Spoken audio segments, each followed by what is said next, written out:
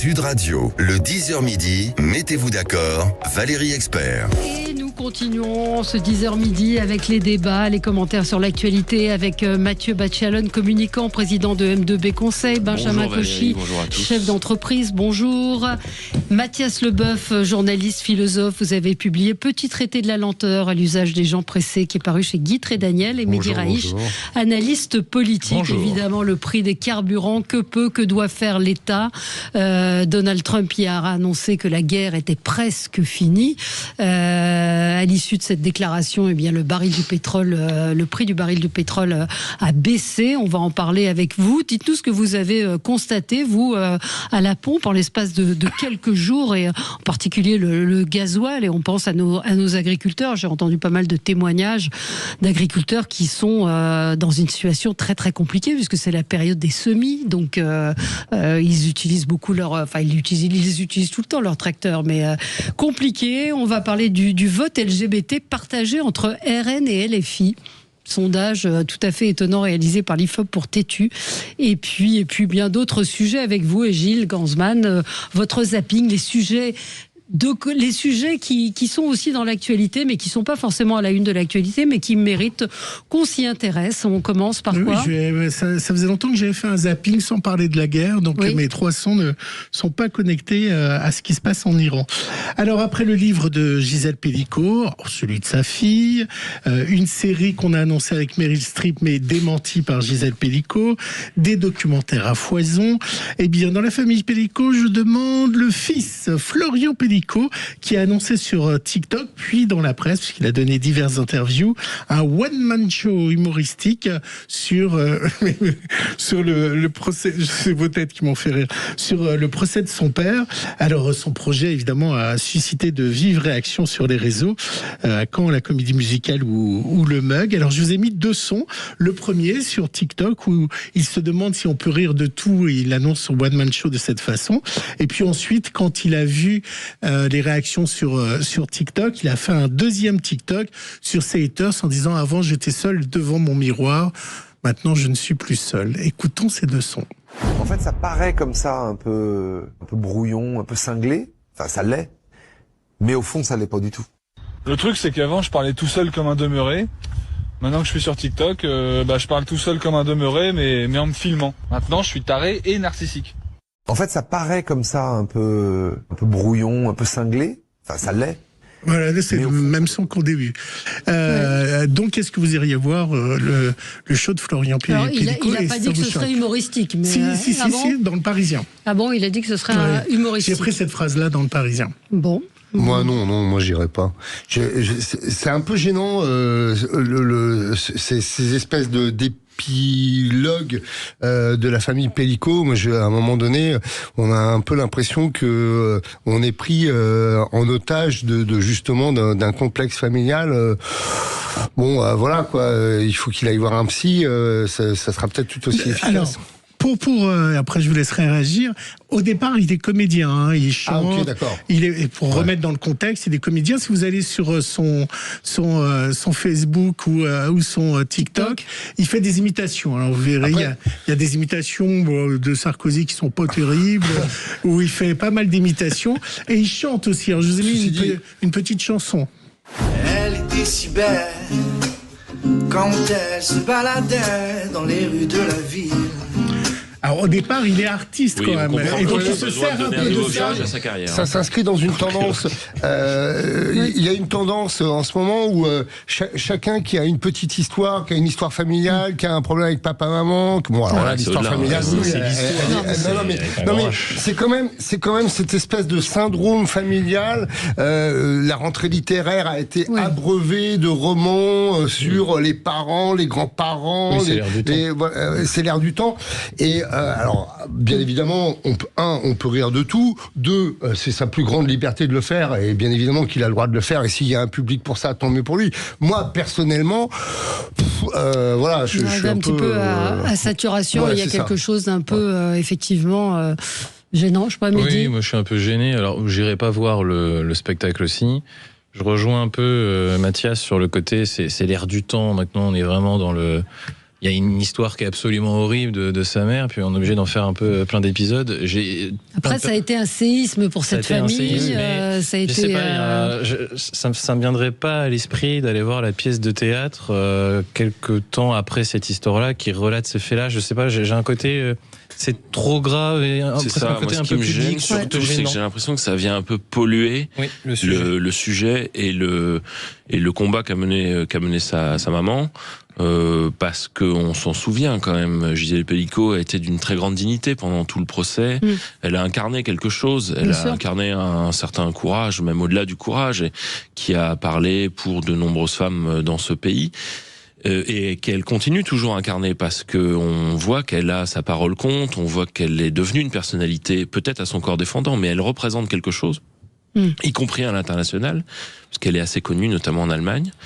Oui, en Espagne, elle a été reçue par le roi, par la reine d'Angleterre. Elle a reçu une lettre. Mais du coup, ce spectacle du fils vient un petit peu, ce que je dis, un peu polluer le message initial.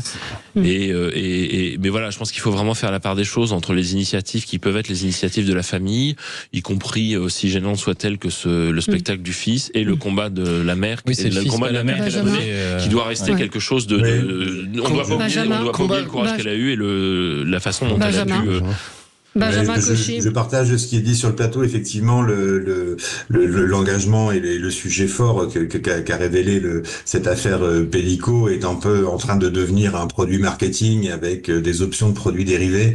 Donc effectivement, on peut comprendre que c'est un traumatisme pour la famille et que le fils ait besoin d'un exutoire. Bon, peut-être que ça lui fera du bien, mais moi je ne serai pas le public de cela et je me sens. On a reproché à cette histoire finalement de vivre un peu une sorte de voyeurisme très malsain et finalement aujourd'hui c'est encore du voyeurisme sur cette affaire. J'ai un petit peu de mal. J'aurais besoin de peut-être plus de pudeur dans ces moments-là pour justement faire en sorte que le message essentiel de l'affaire Pelicot ne soit pas finalement dénaturé par des velléités marchandes en fait. C'est ça qui me gêne. Même si je pense que dans le premier temps, dans le temps du procès, certains ont pu parler. Alors, je pense que Benjamin, c'est pas son propos, mais ça me permet de rebondir dessus. Certains ont dit qu'il y avait un voyeurisme sur le procès. Moi, je pense qu'il fallait montrer, il fallait montrer l'horreur qu'a subi cette femme. Il fallait montrer. Mais de là, est-ce que le voyeurisme continue finalement, là, je ne sais pas. Ça, je suis d'accord avec toi, oui. Et là, avec ce qui s'est passé hier, avec l'annonce donc de son fils, il y a eu une sorte de renversement, de ras-le-bol, ce qu'on peut lire sur les réseaux sociaux, mais on se sent obligé. Ça met mal à l'aise. On a une impression d'exploitation du pathos familial, quoi. Alors déjà, il faut rappeler d'ailleurs au passage que dans ce pathos familial, il y a eu le combat de Gisèle Pelicot, mais il y a eu un déchirement très fort avec la sœur. Sa fille, avec la fille. Qui a pris position contre la mère. Oui, donc, qui a écrit un livre, qui a donné des interviews. Il y a un espèce de tragédie familiale qui empare. Et là, les réseaux, c'est terrifiant. Et quand vous voyez, c'est très violent. C'est d'une violence absolue. Puis alors, il y a une information qui est ressortie selon laquelle, effectivement, la fille de Gisèle Pelicot est mariée avec un rédacteur en chef à BFM. Et alors là, on est parti dans le complotisme le plus absolu. Je suis machin, j'ai toujours trouvé cette histoire suspecte. Tiens, comme par hasard. Enfin, c'est terrible, et parce que cette histoire ne mérite pas ça. Elle a effectivement, vous l'avez dit, Mathieu Bachalone était d'une exemplarité Puis il aurait incroyable. été plus malin en disant je reverserai une partie des sommes à une association qui combat les violences sexuelles. Qui sont en augmentation, c'est un vrai sujet. C'est plus c'est le one-man show et le sujet qui mettent mal à l'aise. On se retrouve dans un instant, on va continuer à parler de quoi, Gilles ? Je vais vous emmener au restaurant. Ah bon, très bien, à tout de suite. Sud Radio, le 10h midi, mettez-vous d'accord, Valérie Expert. Alors, on continue ce zapping. Allez, tous les trois. Tous les quatre même. Ce midi, tous les 5. Non, parce que vous êtes trop faites trop attention à la nourriture. Je vous emmène au restaurant. ce midi. Alors vous savez où on va aller? On va aller au Baumette, la prison de Marseille, un peu loin, qui a ouvert un restaurant. Alors c'est une initiative, et c'est là-dessus que je vous ferai réagir, où ce sont évidemment un grand chef, mais sa brigade est constituée des prisonniers de la Baumette, des Baumettes, et c'est également constitué par les serveurs. Alors c'est aussi une façon de les réinsérer et d'ouvrir la prison, parce que vous êtes directement dans la prison. Alors le nom du restaurant s'appelle les Baumets, M-E-T-S, les mets de repas. Reportage du Un restaurant dans une prison, c'est le concept incroyable des Baumets, premier resto de France en détention ouvert au public. L'objectif, aider à l'insertion des personnes détenues dans notre société par le biais de la cuisine. Aux manettes, le chef Valentin Majan forme une brigade de 7 personnes pour concocter des recettes préparées avec des produits frais, locaux et de saison. On a adoré le pavé de courge snacké et sa crème de roquefort, et gros coup de cœur pour le plat signature, pain de sardines velouté de moule au curry rouge et les gnocchis de courge au butternut, vraiment une tuerie. Alors si t'as envie de tester cette expérience hors du commun à Marseille, on te met toutes les infos en description. C'est le site Les Bonbons Marseillais qui donne les lieux les plus étonnants à Marseille. Des fois, je fais un zapping sur les réseaux sociaux. Vous iriez manger au Baumet? Bah oui. Oui. Franchement, c'est une bonne idée. C'est une bonne idée, ouais. Moi aussi. On a un auditeur que ça fait réagir. Yann, bonjour. Oui, bonjour Valérie, bonjour à tous. Alors, est-ce que vous iriez dans un restaurant au Baumette, enfin dans ce restaurant au Baumette, ou dans un restaurant dans une prison? Alors moi, pas spécialement, c'est-à-dire, enfin, je comprends l'idée de réinsertion, c'est super important pour les détenus, mais c'est vrai que je dois avouer que j'aurais vraiment du mal à les manger dans un restaurant qui soit vraiment dans une prison avec les prisonniers. C'est vrai que les prisonniers, on les a privés d'une liberté pour une bonne raison, et c'est vrai que psychologiquement, moi, j'aurais du mal. C'est-à-dire qu'on mange dans une prison, c'est un projet social, mais personnellement, j'aurais beaucoup de mal. Ouais, vous auriez du mal à y aller. Oui. Pourtant, sur le principe, c'est plutôt une bonne chose qui permet la réinsertion. C'est une bonne idée. Je respecte le projet qui est derrière. Ça permet aux détenus de se réinsérer, de se former, etc. C'est une bonne chose, mais moi, j'aurais une barrière. Personnellement, j'aurais un frein. J'aurais une difficulté à aller, effectivement. Oui. Je voulais justement réagir à ce que vient de dire monsieur. Peut-être pour lever le frein. La réinsertion, vous avez dit, c'est important pour les détenus, et c'est vrai, mais c'est important pas uniquement pour les détenus, c'est important pour la société.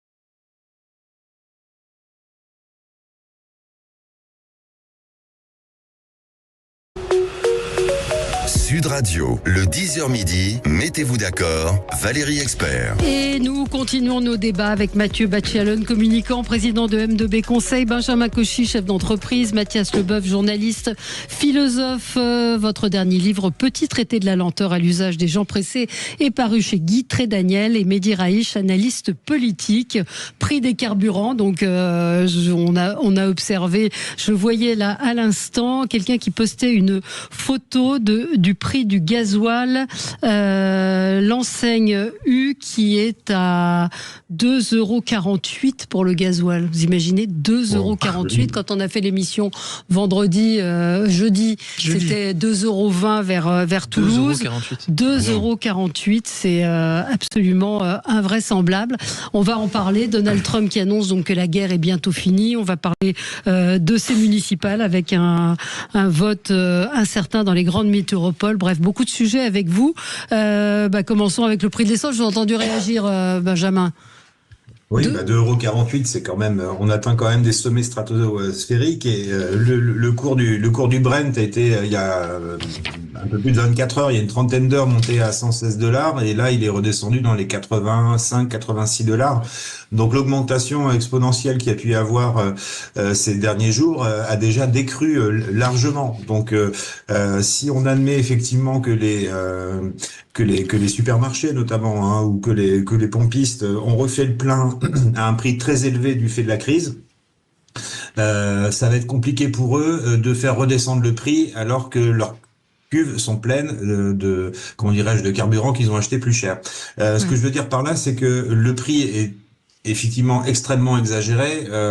Ça peut représenter parfois 70 centimes d'augmentation à l'espace de 10 jours. Donc c'est des choses qui sont complètement irrationnelles, bien entendu. Moi, je pense que ça va baisser assez rapidement. Il y a les réserves stratégiques qui sont mises en place. Il y a une réunion du G7 aujourd'hui où les grands acteurs, faut pas oublier que nous ne dépendons finalement que très peu du Moyen-Orient. On dépend principalement des États-Unis pour 17%. On dépend du Nigeria, on dépend du Kazakhstan pour notre pétrole, mais pas du Moyen-Orient. Non, la difficulté qui va être tout autre, c'est surtout par rapport aux ruptures d'approvisionnement industriel et au fait que à la fois la mer Rouge et le canal de Suez aujourd'hui ne sont pas utilisables. Et là, pour le coup, va y avoir un impact inflationniste aussi, mais indépendamment du coût du carburant. Mais à la pompe, ça va baisser. De toute façon, on est rassuré puisque le ministre Lescure a dit qu'il faut rouvrir le détroit d'Ormuz. Donc, s'il a dit, c'est que ça va se faire. C'est ça. Et puis Maud Bréjon hier qui disait nous allons faire des contrôles. Donc il y a eu des contrôles qui ont été faits. La DGCCRF a fait les contrôles. Oui, mais les contrôles ils sont faits c'est pas sur les prix. Les prix sont libres en France d'une certaine manière, et les contrôles qui ont été faits et les amendes qui ont été infligées concernent une différence entre le prix annoncé et le prix affiché et le prix à l'arrivée. Donc ça n'a strictement rien à voir. Il y a aucun levier. Avant d'entrer en studio, il y a eu 15%, 10 ou 15% de verbalisation à peu près. Mais pas sur les prix. Non. Sur les prix. Donc sur les prix, quand on dit on va voir, et hier, encore une fois, j'ai entendu Maud Bréjon qui disait, qui répondait à un journaliste qui disait, mais est-ce qu'il y aura des sanctions? Elle dit, nous y réfléchissons. Mais quelles sanctions vous pouvez faire? Les prix sont libres aujourd'hui. Mais tu peux pas sanctionner? Non. Dans ce type de situation, ça va être difficile de sanctionner. Comment elle s'appelle ce matin, qui était invitée de Jean-François Aquili, elle disait, mais il y a une réglementation, il y a la RGPP, etc. Néanmoins, je vois pas bien comment on peut. Valérie Pécresse ce matin. Non.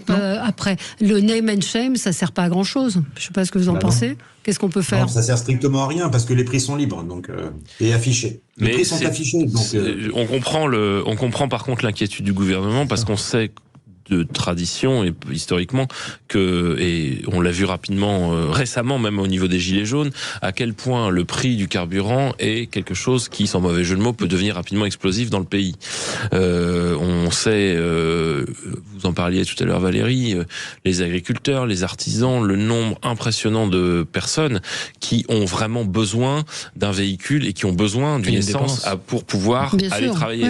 Les infirmières à domicile, les aides à domicile. On avait vu à quel point, alors il y avait les 80 km/h, qui était aussi un phénomène routier parallèle à ça, mais on sait à quel point le prix de la pompe est un sujet qui peut être rapidement explosif. Et c'est pourquoi tous les gouvernements qui se sont succédés, de quelque majorité que ce soit, quelque couleur politique, ont toujours un œil assez attentif au prix à la pompe. Et c'est le cas encore aujourd'hui. Ce qui peut expliquer peut-être les déclarations un petit peu martiales de certains responsables du ça veut politique. dire une chose. Quand c'est 2,48 € le gasoil. Oui, là, c'est un internaute qui a mis la photo. C'est un produit de luxe. Quand vous avez 2,48 € à la pompe, désolé, c'est que vous transformez le gasoil et l'essence comme un produit de luxe. C'est-à-dire que le français moyen, et on sait qu'il y a une paupérisation, on a beaucoup parlé de ce sujet de la précarité. Ce qui intéresse les gens aujourd'hui, c'est leur fin de mois. Quand vous avez 2,48 € pour le litre, c'est stratosphérique. Là, vous dépassez ça dépasse l'entendement.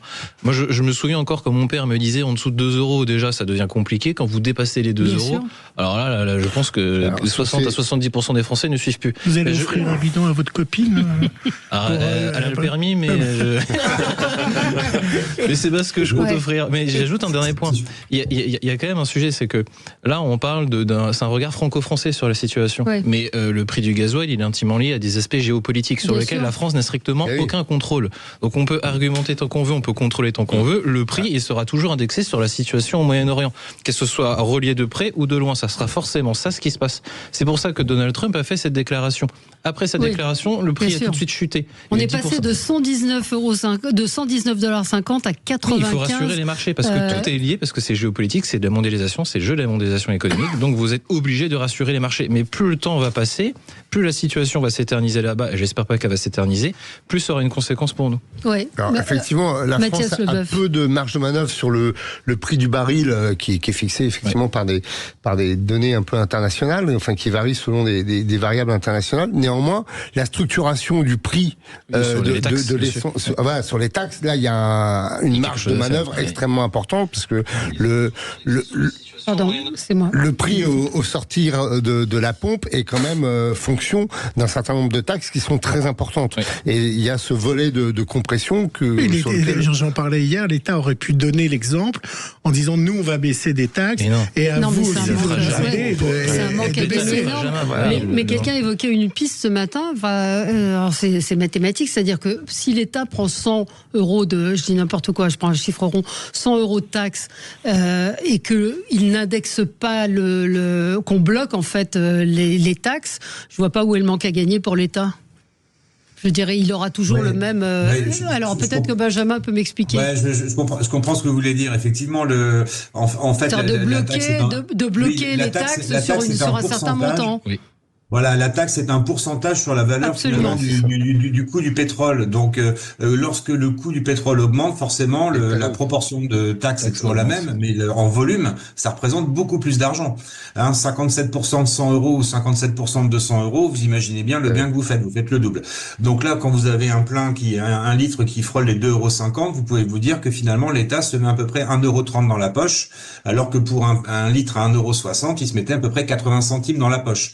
Donc la question est de se dire, on va pas demander au gouvernement de baisser et de perdre de l'argent, mais tout simplement d'avoir entre guillemets un manque à gagner avec le principe historique qui était la TIPP flottante, qui permettait à arriver à un certain niveau de prix du pétrole de plafonner les taxes, non pas de les réduire, parce que ça c'est un élément de langage, mais de les plafonner. Donc la question est de se dire, sur un litre à 2,50 €, est-ce que l'État est prêt à faire un effort, puisqu'il va empocher à peu près 1,30 €, alors que d'habitude il pouvait prendre entre 80 centimes et 1 € selon le prix du litre. Je pense pas qu'il m'étonnerait que cette initiative soit prise.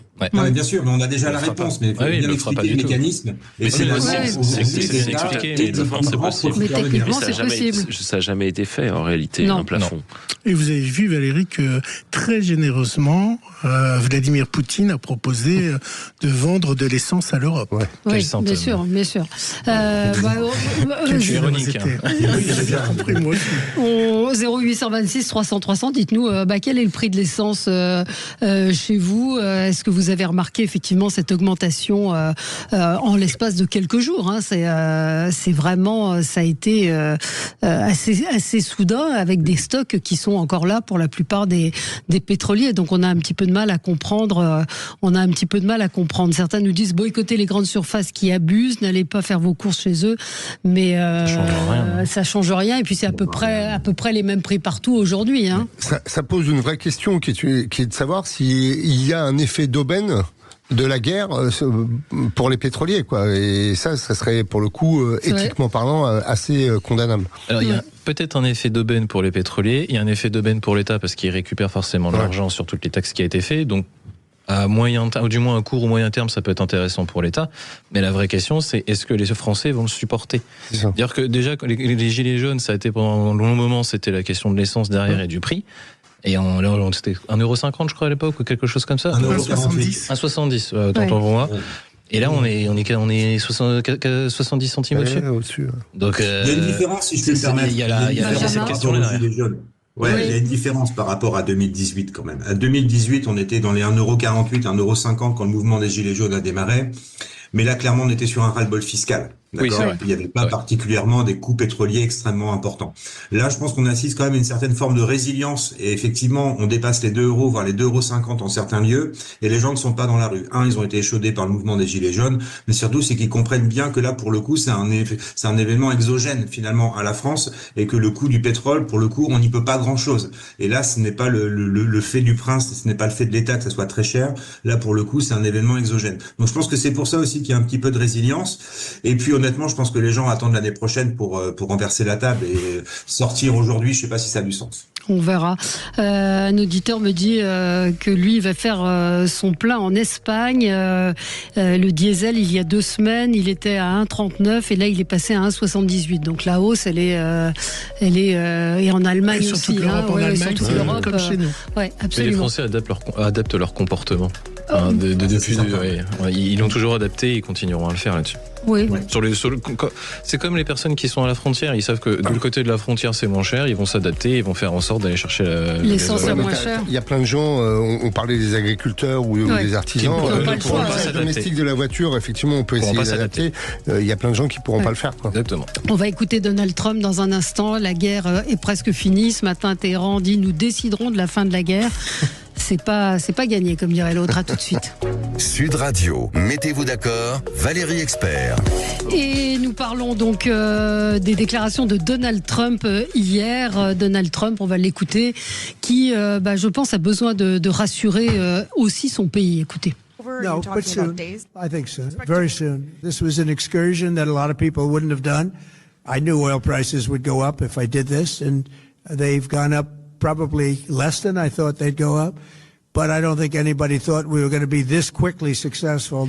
Alors, en gros, il explique que la guerre est presque finie. Téhéran, ce matin, je vous le disais avant le journal, nous dit que c'est Téhéran qui décidera de la fin de la guerre. Il avait besoin certainement de rassurer, vous qui êtes communicant, Mathieu Bachelon. Oui, il avait besoin de rassurer, mais ça sent quand même de plus en plus un peu quand même l'impréparation, ça on s'en doutait, avec une intervention militaire expéditive qui en fait s'enlise très rapidement, ce que les experts nous avaient annoncé, et du coup le besoin de rassurer, comme vous le dites, son électorat de base en disant que le projet initial qui était en fait, il y a un traumatisme aux États-Unis. Et dans l'histoire, il y en a plusieurs, qui est le traumatisme de l'enlisement militaire. Il y a eu ça en Afghanistan, et si on remonte, même il y a eu évidemment le Vietnam, qui est le traumatisme originel. Afghanistan, donc il y a toujours ce traumatisme qui est très présent dans la société américaine, et Donald Trump en a conscience, et il veut justement, pour l'instant, essayer de faire croire que ce n'est pas un conflit qui va durer, et que c'est bien l'intervention express, et il parle de succès. Il donne le terme quickly successful, donc pour rassurer en disant qu'en gros c'est une opération éclair, comme en fait il veut nous vendre un peu comme Maduro, sauf que évidemment c'est pas le même contexte, mais c'est ça qu'il essaie de vendre à sa population, un conflit express qu'il a mené parce qu'il savait que la victoire était au bout, que la victoire arrive. En réalité, on voit bien que son discours est de plus en plus en décalage avec la réalité sur le terrain. Et moi j'ai vu un sujet sur CNN, il y a eu un élément clé aussi important mercredi, c'est que pour la première fois les puits iraniens ont été visés. Et ça, l'image des puits iraniens et de l'essence et du pétrole qui était jusqu'ici préservé et qui a été visé. Il y avait un analyste sur CNN sur le fait que les puits soient visés par Israël. Ça a été aussi des images chocs qui ont été diffusées sur les chaînes américaines. Ouais, Mathias. Il a besoin de rassurer son pays, il a besoin de rassurer les marchés aussi. Ça, c'est important. Et il sait surtout que si la guerre dure, parce qu'il a quand même fait campagne sur la non-intervention, sur la paix et sur une forme d'isolationnisme.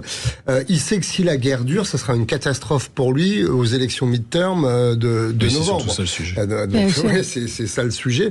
Et puis, faut pas oublier qu'aux États-Unis, les premiers soldats morts viennent de rentrer. Enfin, les cercueils viennent de rentrer sur le territoire, sur les tarmacs américains, et ça, c'est catastrophique pour lui en termes de communication.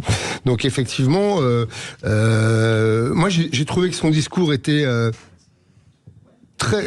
Alors quand on gratte la couche d'autosatisfaction, tout est formidable, on a coulé tant de bateaux, c'était fun et tout, un discours un peu surréaliste, mais j'ai trouvé que son discours était très décousu, et effectivement on a l'impression que ça navigue quand même beaucoup à vue, et deux, que ça sentait beaucoup l'inquiétude, quoi, et qu'il y avait quand même... Il y a un point sur ça, c'est que, certes, il y a le contexte politique interne aux États-Unis, il y a les élections de midterms, faire une guerre de ce type-là en mobilisant 2-3 porte-avions, ça nécessite beaucoup d'argent, beaucoup de ressources humaines, et va falloir le justifier à partir du mois d'octobre ou novembre. D'autant plus que, effectivement, dans l'imaginaire américain, les soldats qui rentrent, sachant qu'il y a eu un traumatisme en Afghanistan et en Irak dernièrement, ça aussi va falloir le justifier. Et on voit bien qu'il y a un recul de Donald Trump dans l'opinion publique américaine. Ça, c'est le premier point. Le second point, c'est que j'ai même du mal à déterminer des fois ce qu'il veut faire exactement là-bas. C'est que il y avait la question du nucléaire iranien. Donc là, on est passé, quand ils ont bombardé les sites, on disait qu'il restait encore 400, puis maintenant il reste 200 kg d'uranium enrichi pour faire des bombes. Et puis on ne sait pas trop si c'est pour faire tomber le régime ou si c'est pour récupérer l'uranium iranien. On sait que ça négocie, que ça parle beaucoup de l'uranium, mais s'ils obtenaient l'uranium, qu'est-ce qui se passe du régime iranien? Est-ce qu'ils le laissent en place? Donc j'ai l'impression que même entre Netanyahu et Donald Trump, alors ils ont la même stratégie, mais ils n'ont pas forcément le même objectif militaire. Non. Et vu de l'extérieur, des fois on ne comprend pas trop la situation. On comprend que tout le monde déteste le régime iranien, ça, il n'y a aucun problème là-dessus. Tout le monde veut qu'il tombe, mais est-ce que Donald Trump est prêt à aller jusqu'au bout? Eh ben la question se pose finalement sur ce sujet.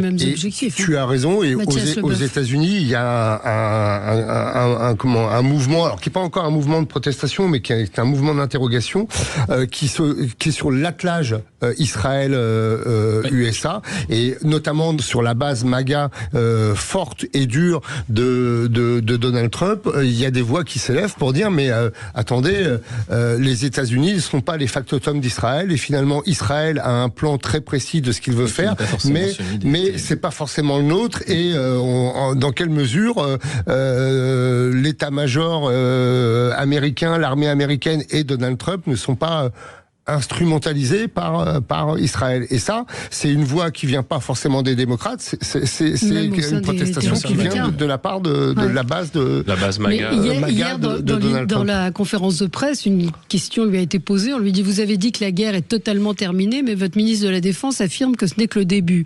Alors, il répond, on peut dire les deux. Oui, mais c'est le même temps. La guerre est terminée, mais en tout cas, l'effet, effectivement, a été la baisse du prix de l'essence. Benjamin, vous vouliez réagir? Oui, effectivement, on a une difficulté à comprendre, on va dire, la pensée trumpienne sur le conflit iranien. C'est peut-être voulu, tout simplement, et finalement, comme vous venez de le dire à l'instant, contredire son ministre ne lui pose aucun problème, on peut dire les deux. Je pense qu'il maintient le flou volontairement. Lui, évidemment, c'est pas qu'il cherche à rassurer sa population, c'est surtout qu'il cherche à ne pas la rendre anxieuse pour octobre ou novembre, parce que quand vous regardez les médias américains, j'évite de passer par le prisme français sur le traitement, et je regarde un petit peu les médias américains. Honnêtement, on se détend. Il n'est pas accablé par son opinion publique. Il est légèrement soutenu. Effectivement, tout le monde ne lui tape pas dans le dos sur le sujet, mais aujourd'hui, il a encore l'opinion publique américaine avec lui. Et donc ça, c'est quand même extrêmement important à souligner. La guerre va durer, forcément. On déplace pas 2 porte-avions et des dizaines de bombardiers, de ravitailleurs pour rester 3 jours. C'est pas vrai. Aujourd'hui, le conflit s'est embrasé à l'échelle régionale. On voit même que des pays limitrophes à cette région, je pense à la Turquie ou au pays qui est juste au-dessus, j'ai perdu son nom, pardonnez-moi, qui ont été également touchés, alors l'Azerbaïdjan, pardonnez-moi, qui a été touché. Donc on voit quand même qu'il y a un embrasement régional. La France arrive, c'est pas pour rien non plus. Je pense pas que ça soit de l'esbrouf. Donc le conflit est fait pour durer. Juste un petit point quand même. Le prix d'un litre de gasoil aux États-Unis suite au crash, la crise énergétique, 72 centimes de dollars. Voilà, la messe est dite. Oui, mais donc il n'y a pas une inquiétude non plus monstrueuse de la part des Américains. Mais l'inquiétude de Donald Trump, je pense qu'il ne prévoyait pas une résistance comme celle-là de la part de l'Iran. Et j'entendais un spécialiste hier évoquer le nombre de missiles Patriot. Ils en produisent 500 par an aux États-Unis. Je ne sais pas combien ont été lancés, mais il y a un moment où ils vont arriver au bout de leur production et ils vont manquer sérieusement d'armes. Oui. Mais eux, ils ont des drones, ils ont pas la. Il y a un point. Alors là, c'est plus idéologique, mais si on fait le bilan aujourd'hui de cette guerre-là. Dès les 2 premiers jours, ils ont réussi à couper la tête en touchant l'ayatollah. Il est immédiatement remplacé par son fils. Pas immédiatement. 10 jours après, franchement, c'est tout de suite après. C'est tout de suite après. Et donc, quand on voit la politique des ayatollahs et comment ils se comportent, ils ont presque une conception un peu martyre. S'il faut aller jusqu'au bout et emmener toute la population avec eux, ils vont pas se gêner. Donc là, je pense qu'il y a un point qui va être compliqué à gérer pour Donald Trump, c'est que plus ça va s'éterniser, plus ça va être compliqué. Et plus ça avantagera les ayatollahs. Et puis il y a un autre souci, ça je l'ai vu aussi sur CNN, c'est son cabinet. C'est-à-dire que J.D. Vance ne voulait pas aller sur le terrain de la guerre et s'y opposer. Et Marc Rubio était, et c'est pour ça que c'est lui qui parle et qui a envoyé, Marc Rubio voulait lui y aller. Derrière tout ça se cache une guerre entre les deux pour la prochaine présidentielle aux États-Unis où les deux veulent remplacer Donald Trump. Un mot peut-être. Oui, il y a un autre élément qui, à mon avis, risque de complexifier les choses et du coup de les faire durer, c'est l'entrée dans une phase active de Vladimir Poutine qui a proposé un plan de paix, qui a félicité Mojtaba Khamenei pour sa nomination. Il y a eu un échange, je crois, entre Poutine et Trump sur la base de ce plan de paix-là, mais je pense que l'entrée en jeu active de Poutine, qui soutient finalement le régime de Khamenei, oui, mais il soutient activement, c'est-à-dire qu'il risque de compliquer encore plus la tâche de Donald Trump. Et un mot sur la France qui ne fait pas la guerre, qui fait une guerre défensive. Je ne sais pas ce que c'est une guerre défensive. C'est-à-dire... Moi, j'ai beaucoup de mal à critiquer la position diplomatique de la France et de la position du président de la République. Je le redis à chaque fois, Dieu sait que je ne suis pas un soutien forcément d'Emmanuel Macron. Non, mais je sur vous pose la question, la guerre défensive, je maintiens le fait que je trouve que la diplomatie française et la présidence de la République est assez... Une guerre défensive, c'est-à-dire que, ça nous emmènerait très loin, mais il faut qu'on parte sur des sujets diplomatiques. La France n'est pas aujourd'hui partie prenante intégrante de la guerre. Elle a juste des alliés dans la région à qui il faut porter assistance. Vous y êtes à partir du moment où vous êtes. On va en redire un mot. Je vois Benjamin qui n'est pas d'accord. À tout de suite. Sud Radio, le 10h midi. Mettez-vous d'accord.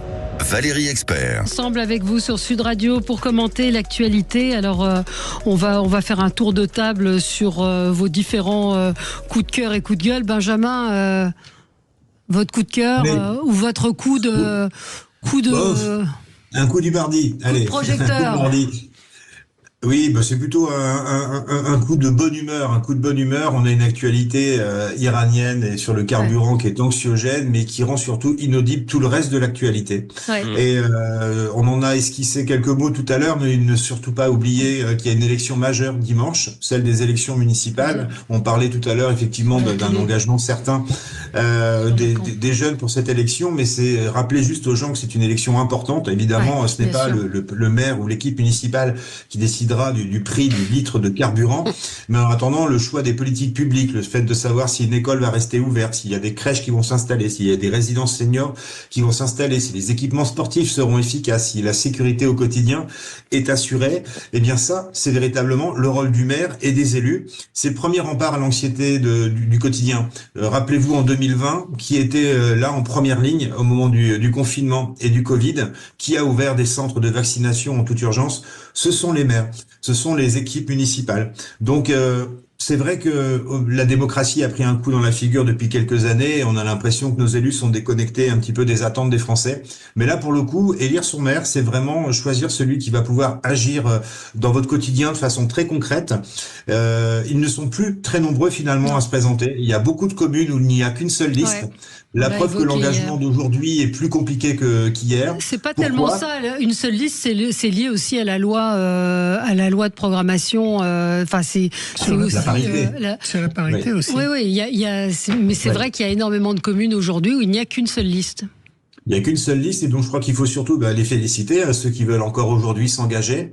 Il y a quelques années, on s'engageait avec des fausses promesses. On va raser gratis, on va refaire une salle des fêtes, on va vouloir avoir sa propre piscine.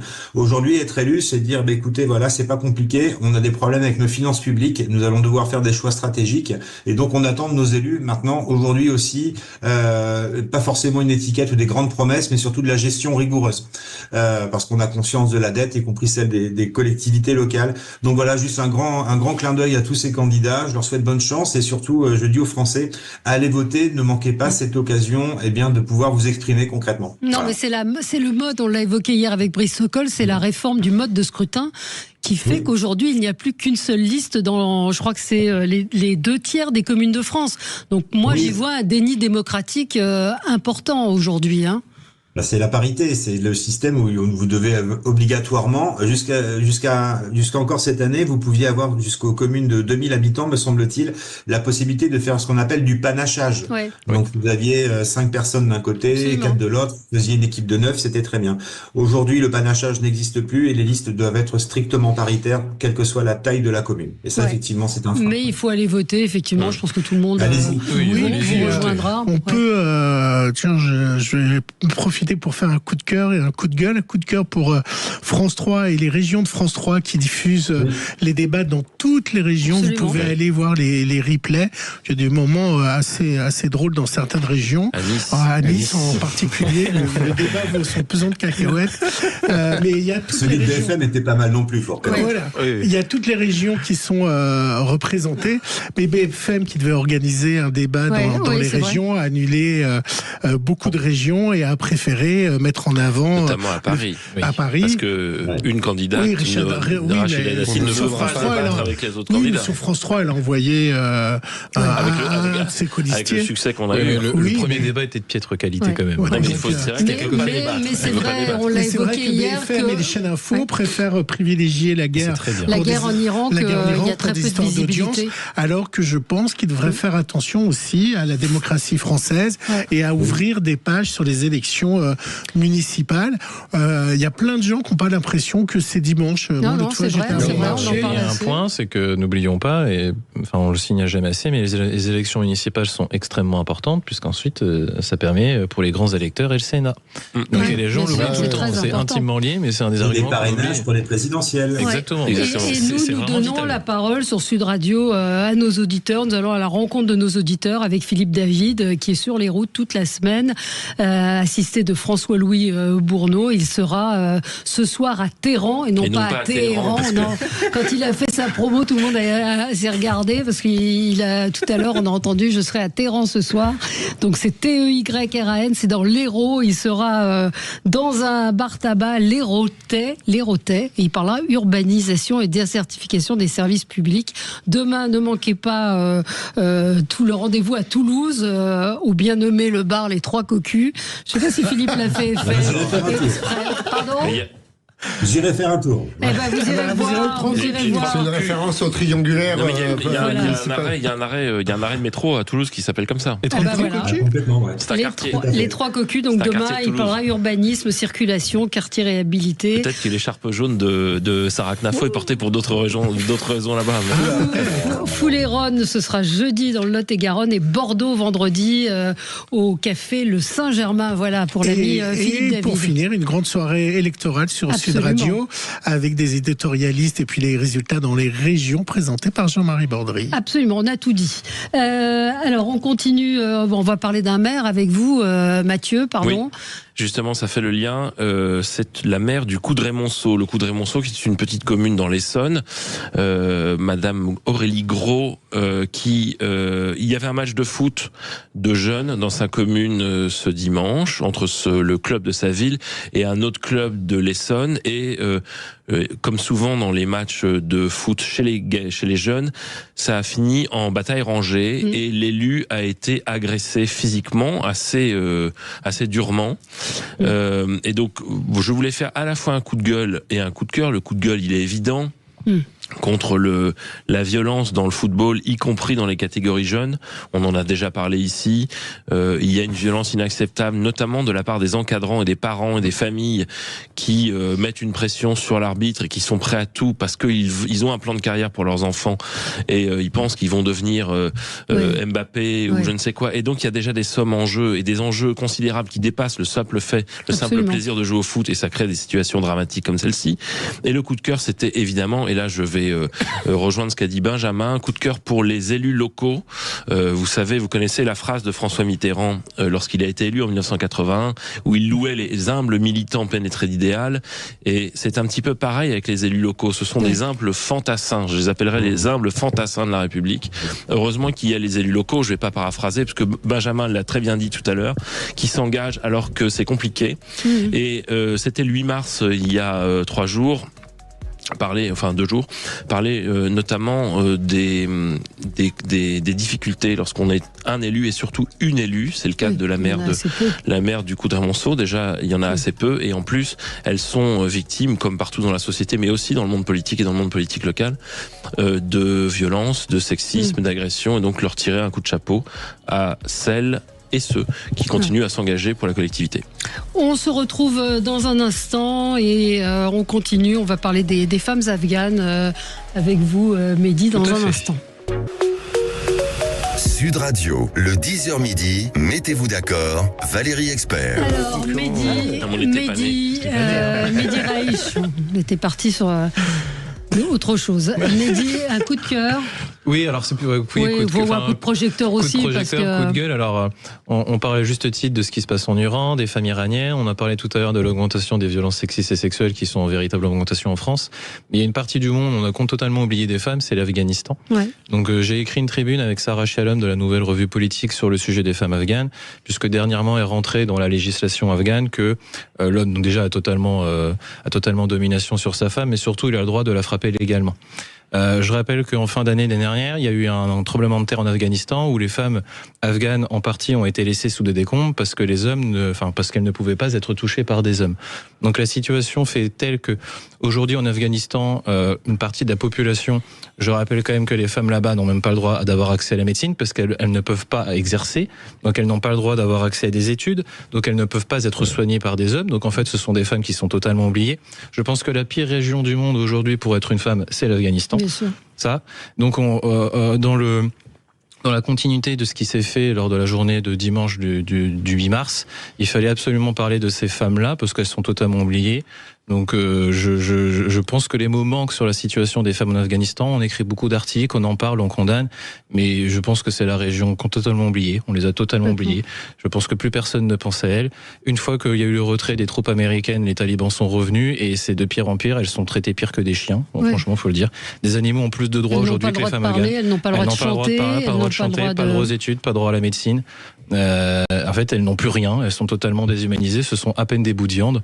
Donc, je voulais faire une énorme pensée pour les femmes afghanes parce que je pense que c'est un sujet de dignité humaine et de sujet qui devrait être numéro 1 dans le monde. J'ai vu une réaction hier parce que Gilles, la semaine dernière, nous a passé un son où nous sommes toutes et tous indignés du fait que les influenceurs qui quittent, les influenceurs qui quittent Dubaï abandonnent leurs animaux. Et quelqu'un a dit les femmes afghanes qui en parlent et qui s'indignent de la condition de certaines femmes dans le monde. C'est vrai qu'on est ému par des animaux et que les femmes afghanes qui sont traitées comme moins que rien, ça fait un peu réagir. Je rappelle un point, c'est que la notion d'esclavage a été réintroduite dans le code dans la jurisprudence des talibans. Ouais. Donc aujourd'hui, vous pouvez légalement posséder des esclaves et posséder, y compris des enfants, légalement comme des esclaves aujourd'hui en Afghanistan. Ouais. Et ce sont essentiellement les petites filles qui vont le payer. Donc, oui, parce qu'il n'y a plus d'éducation, plus d'école. Il n'y a plus rien. Et ça s'appuie autant sur la jurisprudence hanafique, donc qui est la jurisprudence de la charia, donc une école de jurisprudence sunnite, et autant sur la culture pashtoun locale, qui est fait de tribalisme et qui considère la femme comme un objet et l'homme comme possédant la femme, et la femme est l'honneur de l'homme. Les femmes sont des matrices et des ventres c'est la conjonction des deux qui crée cette situation aujourd'hui absolument horrible. Voilà. Alors, Mathias, vous vouliez faire un focus sur les Kurdes. Oui, parce qu'on bien évidemment, on parle beaucoup de la guerre, on a beaucoup parlé des frappes iraniennes, des frappes américaines, on a beaucoup parlé des influenceurs qui étaient coincés à Dubaï et qui, quand ils partent, laissent leurs animaux. Et on parle très peu d'un élément qui est un élément essentiel dans ce conflit, qui est les Kurdes, et qui vont jouer un rôle vraiment crucial. Alors les Kurdes, il faut savoir que ils sont 8 à 10 millions en Iran, c'est à peu près 10% de la population iranienne, concentrée au nord-ouest, là où justement le théâtre des opérations est très chaud. Les Kurdes, c'est une population extrêmement, discriminée de façon quasi systématique en matière d'emploi, d'éducation, de logement. Les partis kurdes sont interdits. Les militants kurdes font face à des arrestations arbitraires, des tortures, des procès bien évidemment iniques. Et depuis le début de ces frappes, donc frappes israélo-américaines, la situation des Kurdes est à la fois devenu un élément central du conflit et c'est extrêmement dégradé. Pourquoi ? Justement parce qu'une grande partie des frappes, premièrement, vise l'ouest de l'Iran, où vit cette minorité importante, kurde, et que ces régions sont devenues un front militaire important. 20% des frappes américaines et israéliennes ont eu lieu dans des provinces kurdes. Pourquoi on n'en parle pas ? Ça, c'est assez étonnant, d'autant plus qu'il y a une forme d'instrumentalisation, c'est-à-dire que les Kurdes sont pris entre deux feux. Le feu iranien des mollahs qui, bien évidemment,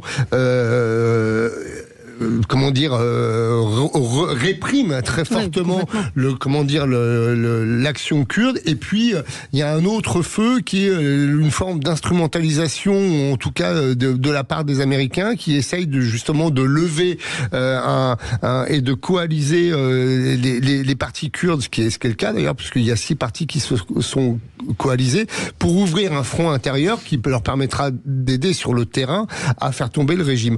Voilà, je voulais avoir cette pensée pour ces gens qui se battent justement, parce qu'on parle peu finalement de la résistance intérieure iranienne, et en particulier de la résistance des Kurdes, qui est extrêmement importante. On a l'impression que ça se fait sans la population iranienne, et sur place, notamment avec les Kurdes, il y a des gens qui risquent... Les combattantes du Rojava. C'est ça.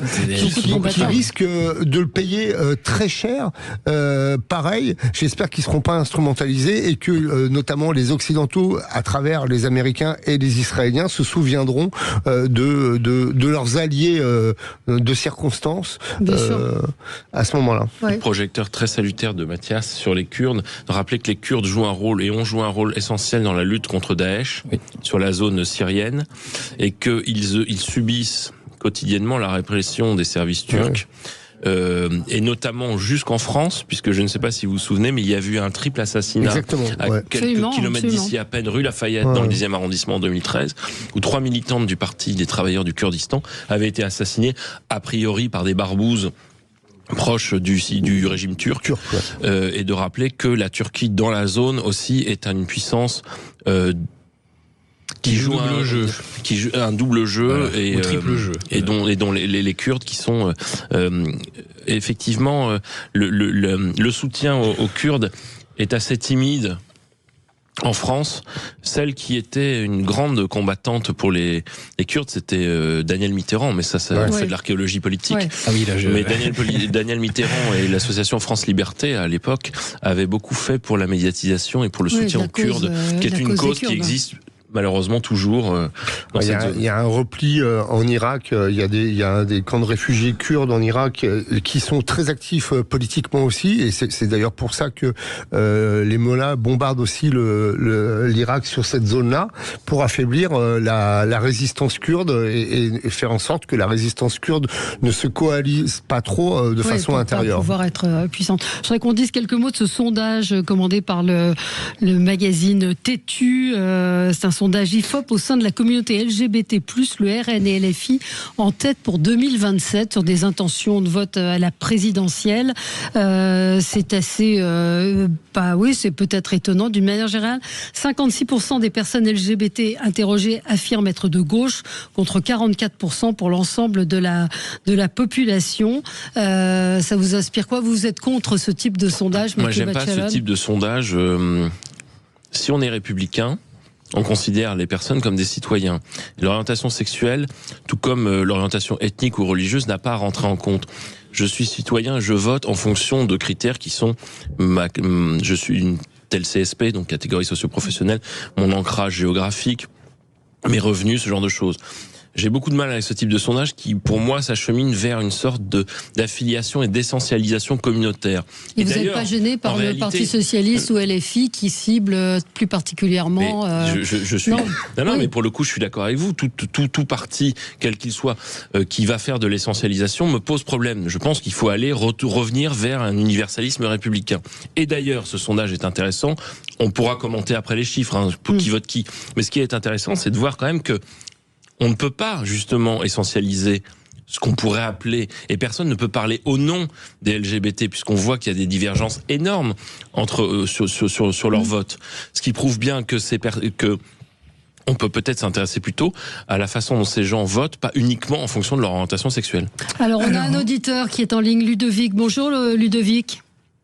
Oui, bonjour. Qu'est-ce que vous vouliez nous dire? En fait, en tant qu'auditeur LGBT, je sais que ça va surprendre, mais je suis aussi pour le Rassemblement national. Je le vote. Pour moi, c'est pas contradictoire. Comment dire? Ma priorité aujourd'hui, c'est la sécurité. Quand on se fait insulter ou agresser dans la rue, on se rend compte que la question de la sécurité, elle est bien réelle. J'ai quand même l'impression que le RN prend ce sujet plus ou moins au sérieux que d'autres partis actuellement. Et puis, on peut dire aussi, il y a un autre point, on voit aussi quand même de plus en plus de candidats élus LGBT au RN, je sais pas si vous avez vu un petit peu. Ça montre aussi un peu que les choses ont évolué et que ce parti n'est plus non plus celui qui était il y a 20 ou 30 ans. Oui. Alors, il nous reste peu de temps. Juste dire que c'est une progression de 10 points pour le Rassemblement national dans le vote LGBT par rapport au dernier sondage de 2022. Et puis la grande différence, c'est que... en tout cas, puisque notre auditeur parle du RN, ils assument leur homosexualité. Ils ne se cachent pas. Dans d'autres partis, il y a des homosexuels et ils se cachent.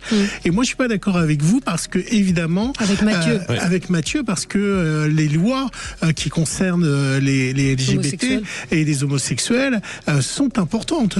Les lois sur la GPA ou sur d'autres choses, ils sont votés j'espère qu'elles sont pas votées. Elles concernent pas que elles peuvent être votées, appréciées, soutenues. Moi-même, par exemple, je ne suis pas homosexuel. J'ai fait campagne à l'époque et j'ai milité pour le mariage pour tous. Oui. Alors, donc mais il y a des lois de liberté, des lois dans les entreprises, l'homophobie. Elles doivent être l'affaire de tous, pas uniquement. Justement, ce serait dramatique si c'était un sujet qui concernait que les homosexuels. Oui, enfin, je vous rappelle qu'avant François Mitterrand, l'homosexualité était interdite en France. C'est pas si loin que ça. Benjamin, ça peut représenter j'ai cassé les élans comme quoi la gauche serait au service des homosexuels. Juste rappeler qu'aujourd'hui la France insoumise qui augmente de 15 points dans les intentions de vote des homosexuels entre 2022 et 2027, plus 15 points pour la France insoumise. Leur rappeler que le wokisme peut effectivement se retrouver dans la gauche, mais que la France insoumise soutient des mouvements Qui sont anti-homo, oui, bien sûr. Soutien des mouvements qui, dans leur pays, lapident les homosexuels et les mettent en prison. Benjamin, à gauche, il n'y a pas que la France insoumise, et l'extrême droite, dans son histoire, n'a pas fait beaucoup pour la cause homosexuelle dans les Je ne suis ni l'avocat du Parti socialiste jusqu'à 81. Un exemple de comment les politiques pouvaient changer. C'était pas par rapport au socialisme. Il y a qui est allié, ça je suis tout à fait d'accord, mais on ne peut pas dire que la gauche n'a rien fait pour les homosexuels dans le pays. Ça veut dire que c'est la question. Je terminerai, c'est-à-dire que c'est la question de la sécurité. Aujourd'hui, c'est la sécurité à la personne qui va déterminer la nature du vote, que ce soit à gauche ou à droite. Donc aujourd'hui, il y a une intégration politique de la communauté LGBT qui s'est faite traditionnellement et historiquement par la gauche, mais ça veut dire qu'aujourd'hui, une fois qu'ils sont pleinement insérés, c'est la sécurité à la personne qui compte, et on se déporte de plus en plus à droite. Mais Olivier Faure, ce matin, a appelé les électeurs à réfléchir avant de voter LFI, devenu infréquentable pour nombre de Français. Bon, on en reparle le soir du premier tour, Valérie. On en reparle le soir du premier tour. Voilà, puis juste, on accueille l'ami Perico qui vient d'arriver. Juste une chose un petit peu amusante, il y a des bulletins Reconquête à Versailles où ils ont oublié de mettre le nom de la ville. Il y a marqué à la reconquête de nom de la ville. Ça pourra servir dans d'autres endroits. Absolument. Et puis surtout la prochaine fois, c'est très écologique de ne pas mettre le nom. Absolument. Perico, de quoi allez-vous parler? On répondra à Madame Chikirou qui disait que l'extrême droite tue. On lui rappellera que depuis la guerre de 39-45, l'extrême gauche a plutôt plus tué que l'extrême droite. C'est pour ça qu'il faut faire très attention aux références historiques. L'économie française s'écroule-t-elle par la tête en 2025? 62 000 patrons au chômage qui ne retrouvent pas de boulot. C'est un signal qui est quand même très inquiétant. On en discutera avec Guilhem Barré, délégué général des syndicats des patrons. Nos églises à l'abandon, livrées au pillage. L'épisode de Saint-Vincent-de-Paul nous inquiète. On discutera avec le fondateur de l'association Sens Patrimoine à 12h45. Et puis, pourquoi nous devons continuer et surtout manger de la viande, de la bonne viande, bien sûr. Voilà. Plaidoyer pour un patrimoine alimentaire et une culture alimentaire française avec Marie-Pierre Ouliès qui a écrit un livre formidable, La viande n'a pas dit son dernier mot. On défendra nos éleveurs de vaches, moutons et de lapins. Voilà. On se retrouve nous demain. Très bonne journée et Perico Légas dans un instant.